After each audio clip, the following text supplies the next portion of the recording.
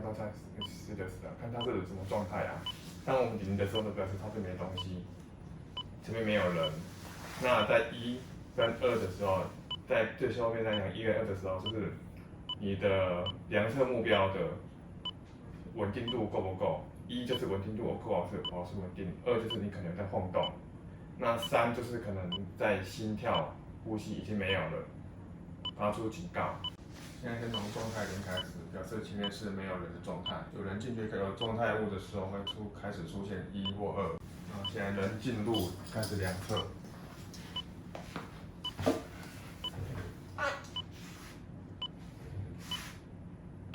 当你显示数字1状态1数字1的时候啊，表示你量测物是有稳定的。